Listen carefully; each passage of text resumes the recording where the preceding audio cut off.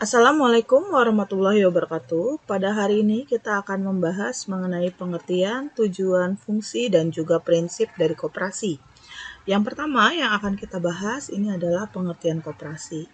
Koperasi terus mengalami perkembangan sehingga pengertian tentang koperasi didefinisikan berbeda dari pendapat satu dengan pendapat yang lainnya. Nah, pendapat yang pertama ini adalah dari ILO atau International Labour Organization pada tahun 1966.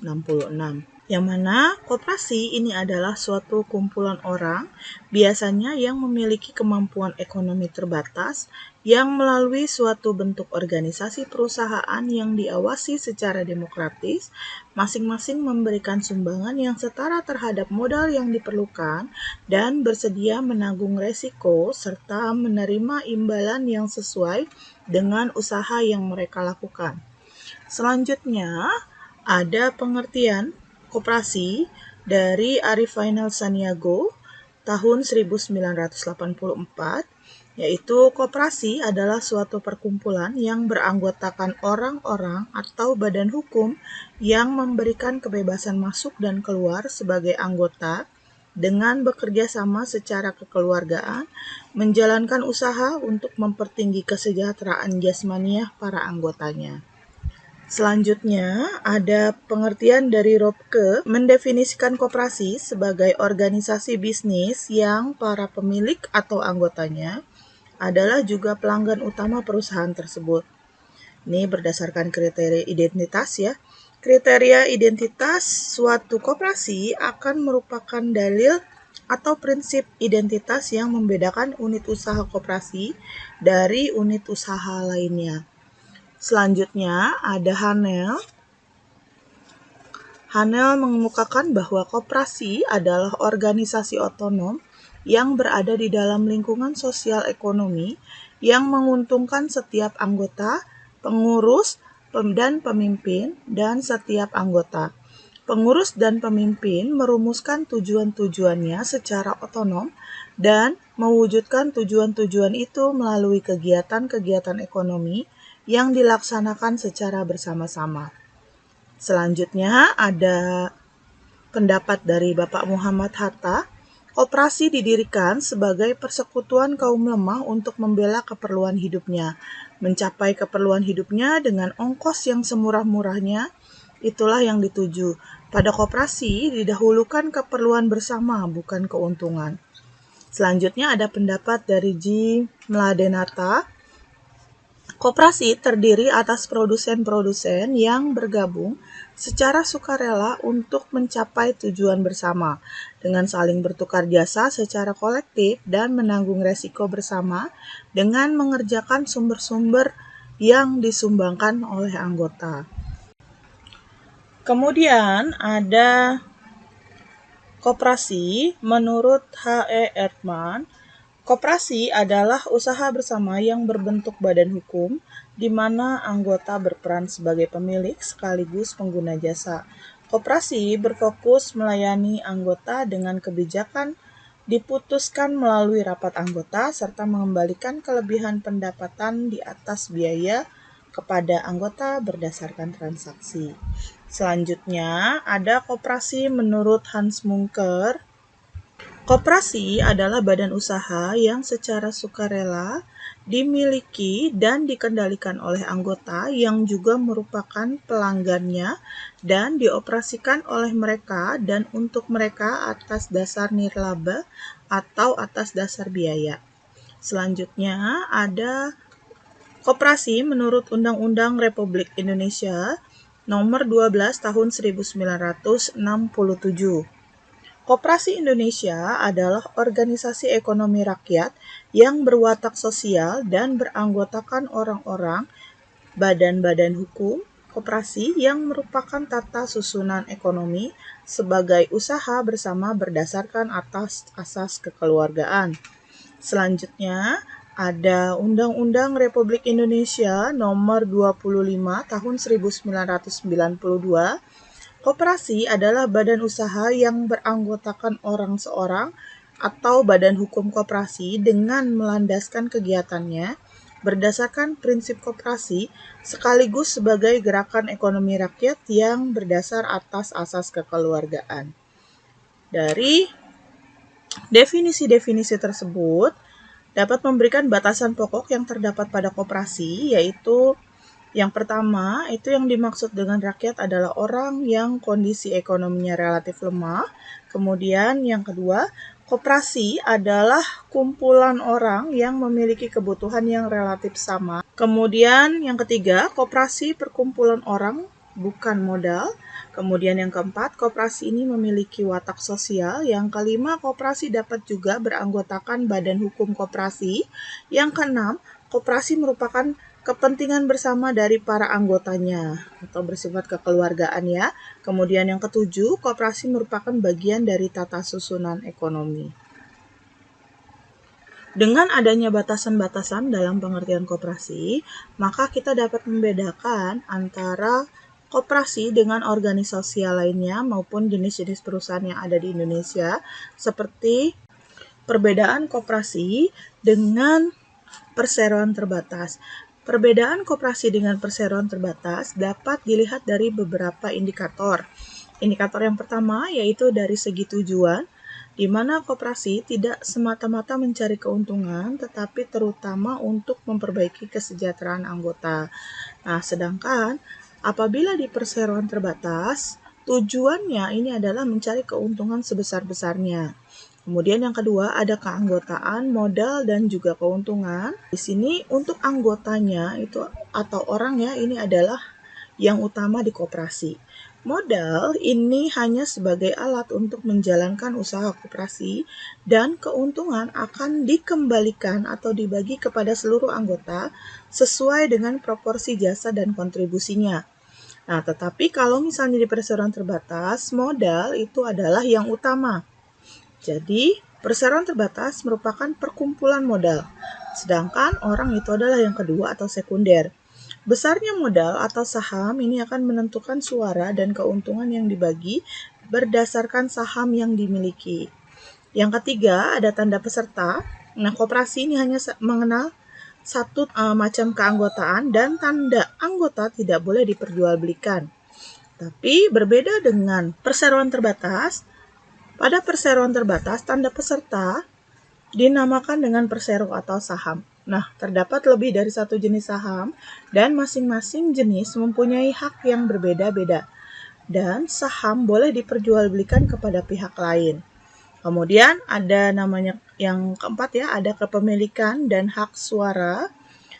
Nah, di koperasi tidak ada perbedaan antara sesama anggota. Satu anggota itu hanya memiliki satu suara, dan hak suara tersebut tidak boleh diwakilkan.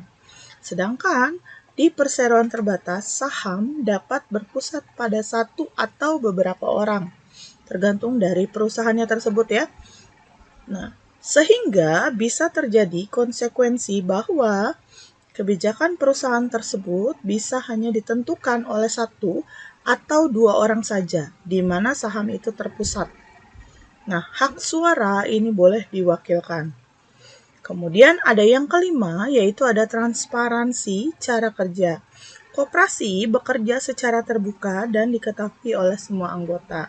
Sedangkan kalau di perseroan terbatas, cara bekerjanya tidak terbuka dan direksi memegang peranan dalam pengelolaan usaha atau organisasi. Perbedaan koperasi dan perseroan terbatas ini dilihat dari sumbernya yaitu Hedrojogi 2012. Kemudian ada perbedaan koperasi, gotong royong, dan juga arisan. Koperasi itu memiliki tujuan yaitu didirikan karena kebutuhan ekonomi, dalam hal ini untuk memajukan kesejahteraan anggota. Sedangkan gotong royong memiliki tujuan yaitu diadakan karena didorong oleh perasaan terikat kepada masyarakat dan mencakup semua lapisan penghidupan, dalam hal ini yaitu bersifat sosial. Selanjutnya ada arisan yaitu memiliki tujuan berkumpul dalam periode tertentu dan peserta mengumpulkan uang dan kemudian dibagikan melalui undian atau kocokan, begitu seterusnya sampai semua peserta mendapatkan uang. Peserta arisan ini harus saling mengenal.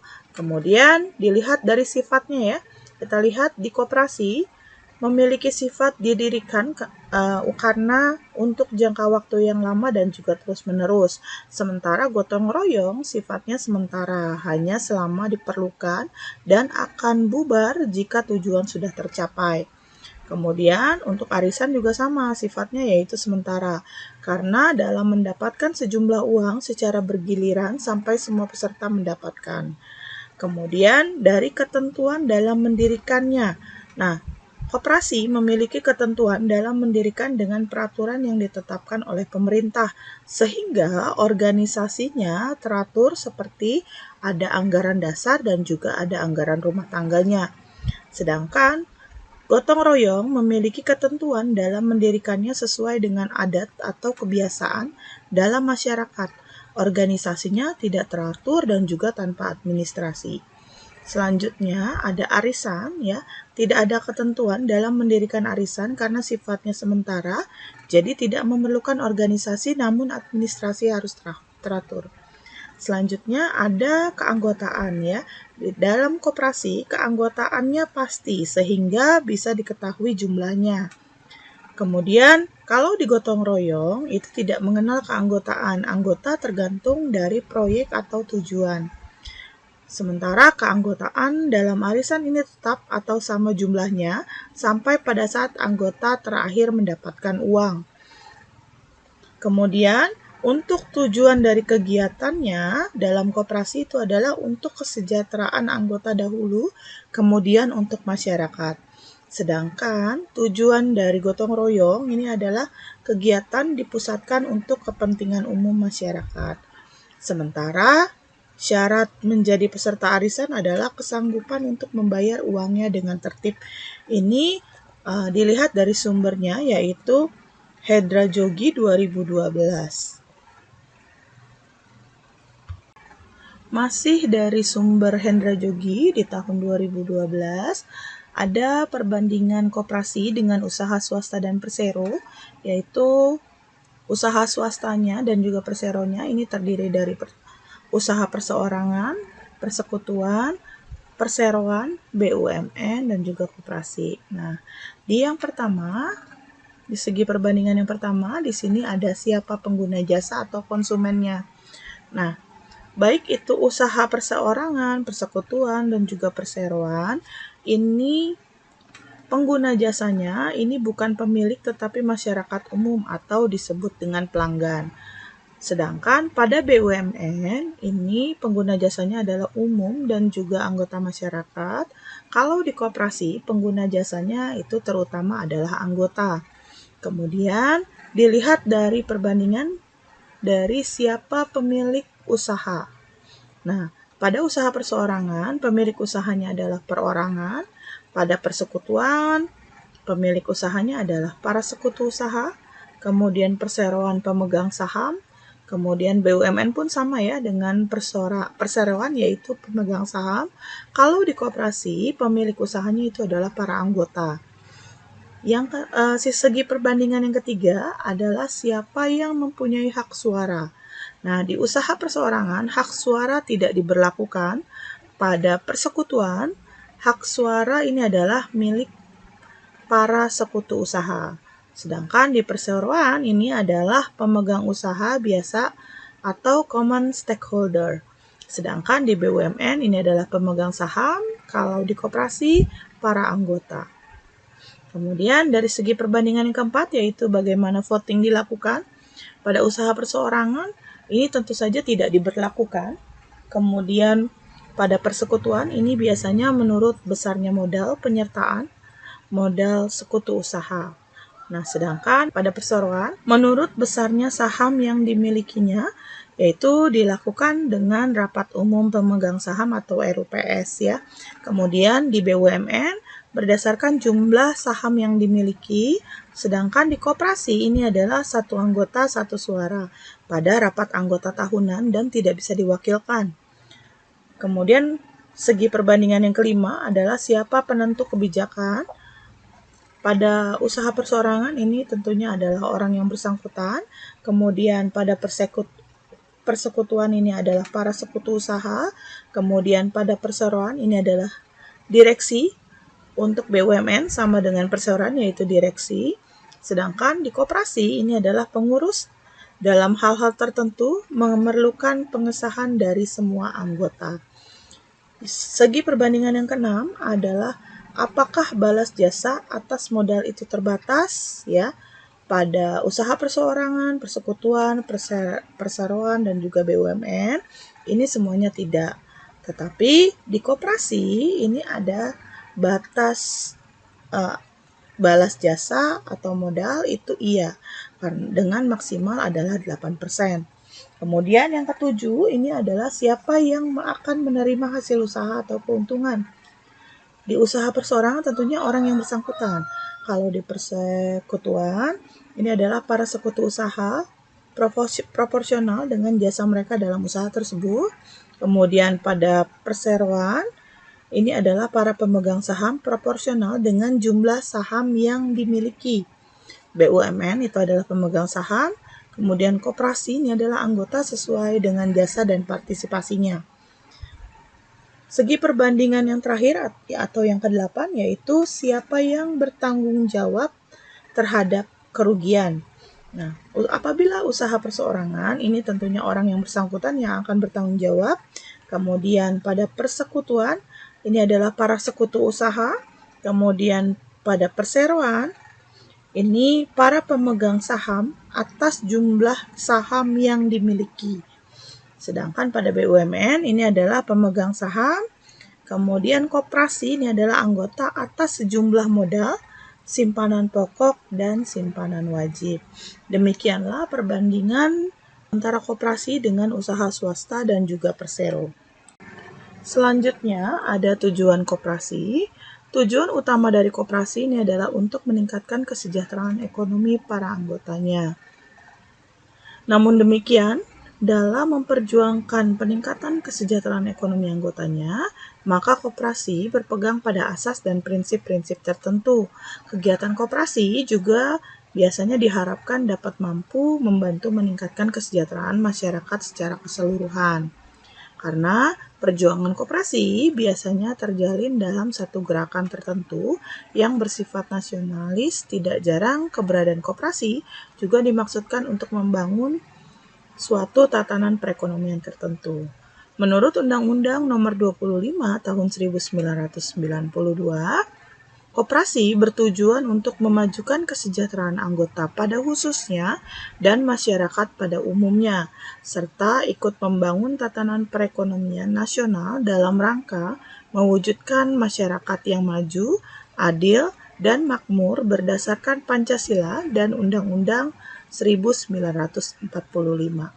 Nah, jadi bisa dilihat dari undang-undang tersebut, pada hakikatnya, koperasi itu memiliki nilai-nilai keutamaan yang melandasi tumbuh kembangnya idealisme koperasi lebih dari sekedar motif ekonomi seperti yang ditegaskan oleh Muhammad Hatta, tapi idealisme koperasi mengandung nilai-nilai rasa solidaritas, menanam sifat individualitas, kemudian yaitu tahu akan harga diri, kemudian menghidupkan kemauan dan kepercayaan pada diri sendiri dalam persekutuan untuk melaksanakan self-help atau autoaktif guna kepentingan bersama, mendidik cinta kepada masyarakat yang kepentingannya harus didahulukan dari kepentingan diri sendiri atau golongan, dan menghidupkan rasa tanggung jawab moral dan juga sosial. Nah, menurut Titik Sartika Partomo, ini di tahun 2009, tujuan perusahaan koperasi itu antara lain yang pertama, yaitu mempertahankan jika mungkin meningkatkan bagian pasar dari satu atau beberapa barang dan jasa, serta menekan serendah-rendahnya biaya produksi yang harus lebih rendah atau sekurang-kurangnya sama dengan biaya produksi para pesaingnya. Yang kedua, yaitu melindungi potensi ekonomisnya atau mengamankan likuiditasnya dan menciptakan inovasi. Bisa dilihat pada slide, yaitu di sebelah tujuan, ini sudah saya jelaskan sebelumnya. Ini adalah batasan-batasan pokok dari pengertian koperasi berdasarkan beberapa pendapat ya. Tadi sudah saya sebutkan di awal.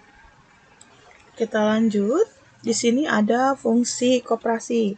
Tugas utama perusahaan koperasi ini adalah menunjang kegiatan usaha para anggotanya dalam rangka meningkatkan kepentingan perekonomian para anggotanya melalui pengadaan barang dan jasa yang dibutuhkan, yang sama sekali tidak tersedia di pasar atau ditawarkan dengan harga, mutu, dan atau syarat-syarat yang lebih menguntungkan daripada yang ditawarkan para anggota di pasar atau oleh badan-badan resmi. Pada bagian pertama, Pasal 4 Undang-Undang Nomor 25 Tahun 1992 diuraikan fungsi dan peran koperasi, yaitu sebagai berikut. Yang pertama, membangun dan mengembangkan potensi maupun kemampuan ekonomi anggota pada khususnya dan masyarakat pada umumnya untuk meningkatkan kesejahteraan ekonomi dan sosialnya.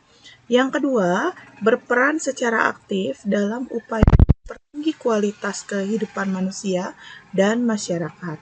Yang ketiga, memperkokoh perekonomian rakyat sebagai dasar kekuatan dan ketahanan perekonomian nasional melalui koperasi sebagai sokogurunya.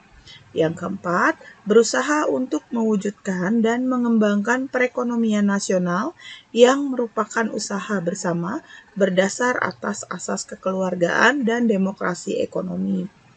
Selanjutnya, fungsi koperasi dapat juga dilihat dari sudut pandang dalam bidang ekonomi dan juga dalam bidang sosial. Yang pertama ada dalam bidang ekonomi. Ini sejak awal lahirnya koperasi dianggap sebagai kumpulan orang-orang yang memiliki tujuan yang sama yang dapat memberikan peran terhadap perkembangan ekonomi anggota dan masyarakat umum.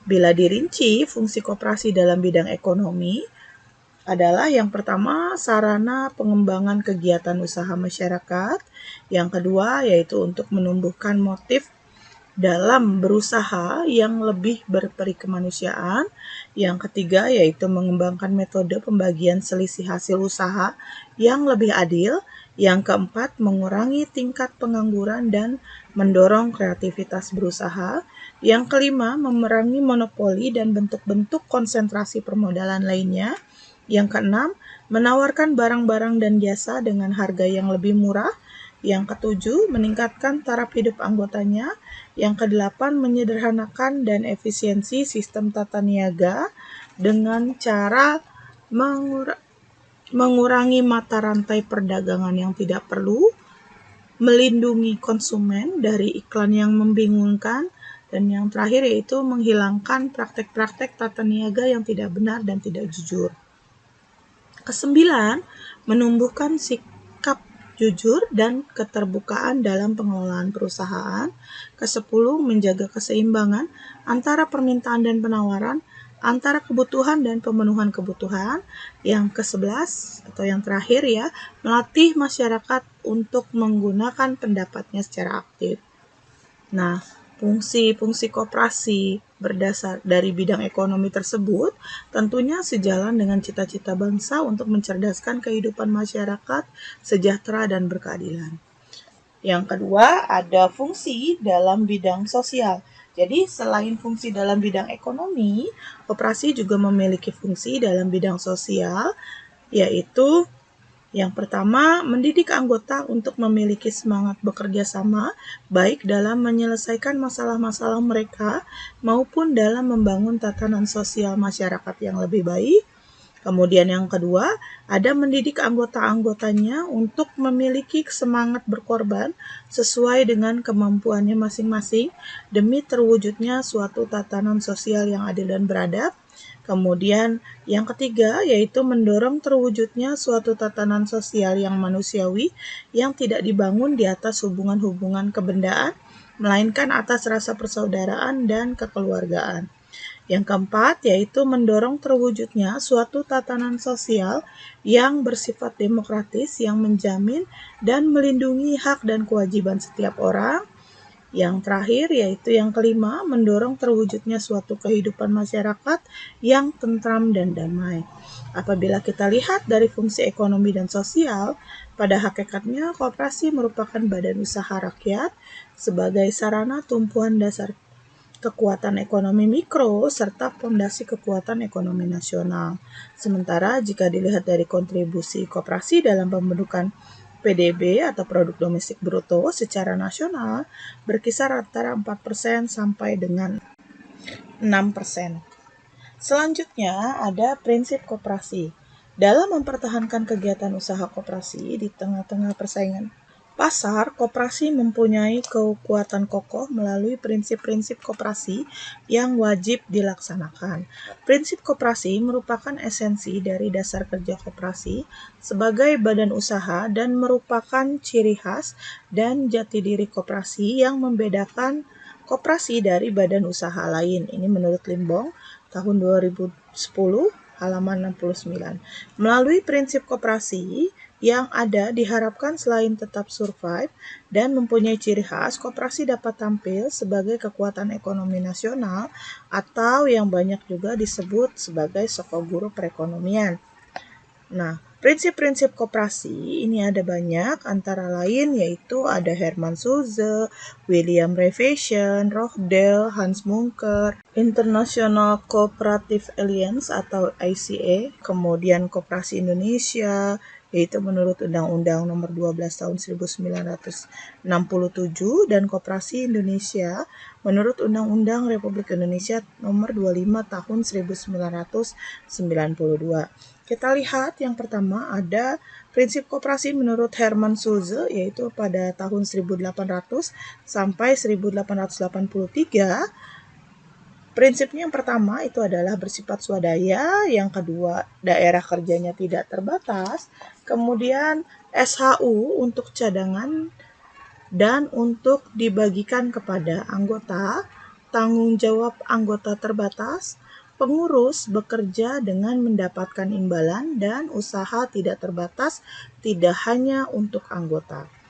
Sedangkan yang kedua yaitu William Raiffeisen pada tahun 1818 sampai 1888 mengemukakan prinsip koperasi adalah sebagai berikut.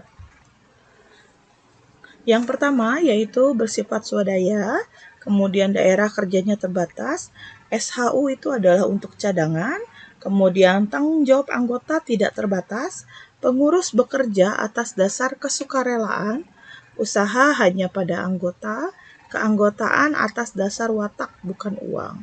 Kemudian yang ketiga ada prinsip koperasi Rochdale. Nah, prinsip koperasi Rochdale ini banyak digunakan oleh koperasi di beberapa negara, antara lain prinsipnya yaitu yang pertama, barang-barang dijual bukan barang palsu dan dengan timbangan yang benar. Yang kedua, penjualan barang dengan tunai, harga penjualan menurut harga pasar, sisa hasil usaha atau keuntungannya dibagi kepada para anggota menurut pertimbangan jumlah pembelian tiap-tiap anggota ke koperasi. Kemudian yang kelima ada masing-masing anggota mempunyai satu suara. Kemudian yang keenam netral dalam politik dan agama. Kemudian selanjutnya ada pembatasan bunga dan modal, keanggotaannya bersifat sukarela, dan yang terakhir yaitu semua anggota menyumbang dalam permodalan dan saling menolong untuk mencapai penyelamatan secara mandiri. Untuk prinsip koperasi yang keempat yaitu adalah prinsip koperasi dari Hans Munker. Ini memberikan 12 prinsip koperasi, antara lain yaitu yang pertama, keanggotaan bersifat sukarela, keanggotaan terbuka, kemudian ada pengembangan anggota. Yang keempat, identitas sebagai pemilik dan pelanggan, manajemen dan pengawasan dilakukan secara demokratis. Kemudian koperasi sebagai kumpulan orang-orang. Yang ketujuh, modal yang berkaitan dengan aspek sosial, ini tidak dibagi. Adanya efisiensi ekonomi dari perusahaan koperasi, kemudian perkumpulan yaitu dengan sukarela, kemudian yang ke-10 ini ada kebebasan dalam pengambilan keputusan dan penetapan tujuan, yang ke-11 ini adalah pendistribusian yang adil dan merata akan hasil-hasil ekonomi, yang ke-12 ini adalah pendidikan anggota. Nah, setelah itu ada prinsip koperasi menurut International Cooperative Alliance di Wina, ini merumuskan prinsip-prinsip baru koperasi, yaitu yang pertama, Keanggotaan koperasi harus bersifat sukarela dan terbuka. Yang kedua, koperasi harus diselenggarakan secara demokratis. Yang ketiga, modal yang berasal dari simpanan uang dibatasi tingkat bunganya. Yang keempat, sisa hasil usaha apabila ada yang berasal dari usaha koperasi harus menjadi milik anggota. Yang kelima, koperasi harus menyelenggarakan pendidikan terhadap anggota-anggotanya, pengurus, pegawai koperasi, serta terhadap warga masyarakat pada umumnya. Yang keenam, seluruh anggota koperasi, baik koperasi pada tingkat lokal, pada tingkat provinsi, pada tingkat nasional, dan koperasi di seluruh dunia, hendaknya menyelenggarakan usaha sesuai dengan kepentingan anggotanya. Peningkatan pelayanan kepentingan anggota itu hendaknya dilakukan melalui kerjasama antar koperasi, baik secara lokal, nasional, regional, maupun internasional. Kemudian, yang keenam, ini ada prinsip koperasi Indonesia berdasarkan Undang-Undang Nomor 12 Tahun 1967, yang terdiri dari yang pertama, yaitu sifat keanggotaan sukarela dan terbuka untuk setiap warga negara Indonesia. Yang kedua, rapat anggota merupakan kekuasaan tertinggi sebagai pencerminan demokrasi dalam koperasi. Yang ketiga, pembagian SAU diatur menurut jasa masing-masing anggota. Yang keempat, adanya pembatasan bunga atas modal. Yang kelima, mengembangkan kesejahteraan anggota, khususnya dan masyarakat pada umumnya. Yang keenam, usaha dan tata laksanaannya bersifat terbuka. Yang ketujuh, swadaya, swakarya, dan swasembada sebagai pencerminan prinsip dasar percaya pada diri sendiri. Nah, prinsip dasar yang ketujuh, ini adalah prinsip Koperasi Indonesia menurut Undang-Undang RI Nomor 25 Tahun 1992, Pasal 5 Ayat 1 yang berisi yang pertama, ada keanggotaan bersifat sukarela dan terbuka. Artinya, menjadi anggota koperasi tidak dipaksa dan tidak ada diskriminasi. Yang paling penting ini adalah memenuhi persyaratan yang ditentukan dalam anggaran dasar koperasi. Yang kedua, ada pengelolaan dilakukan secara demokratis. Setiap anggota koperasi diperlakukan sama dalam proses pengambilan keputusan. Para anggota yang mendirikan koperasi harus memiliki tujuan yang sama, yaitu meningkatkan kesejahteraan anggota, serta dijalankan oleh anggota maupun bukan anggota yang kompeten, terutama dalam bidang manajerial. Kemudian ada yang ketiga, pembagian SHU atau sisa hasil usaha dilakukan dengan adil dan sebanding dengan besar kecilnya usaha anggota. Kemudian ada yang keempat, yaitu pemberian balas jasa yang terbatas modal. Penerapan pembatasan bunga atas modal pada koperasi termasuk dalam salah satu prinsip koperasi. Nah, di sini bisa dilihat bahwa modal dalam koperasi dipergunakan untuk anggota, tidak hanya untuk mencari keuntungan. Oleh karena itu, balas jasa terhadap modal yang diberikan kepada anggota juga terbatas. Maksud dari terbatas di sini adalah wajar dan tidak melebihi suku bunga yang berlaku di pasar. Kemudian ada yang kelima, yaitu kemandirian. Artinya, koperasi dapat berdiri sendiri, tidak tergantung dengan pihak lain, tetapi dilandasi kepercayaan, keputusan, kemampuan, dan juga usaha sendiri. Keberadaan koperasi harus dapat diterima oleh masyarakat, jadi harus menunjukkan diri atas kemampuan dalam meningkatkan kesejahteraan ekonomi masyarakat. Yang keenam, ada pendidikan perkoperasian. Pemilik ataupun pelaksana dan pengelola usaha, koperasi harus mempunyai kualitas yang baik supaya bisa mengatasi persaingan usaha di pasar, baik tingkat global baik tingkat lokal maupun global. Untuk itu, koperasi dapat mengikut sertakan SDM atau sumber daya manusia dalam pendidikan formal dan pelatihan-pelatihan manajerial atau manajemen koperasi. Yang ketujuh, ada kerjasama.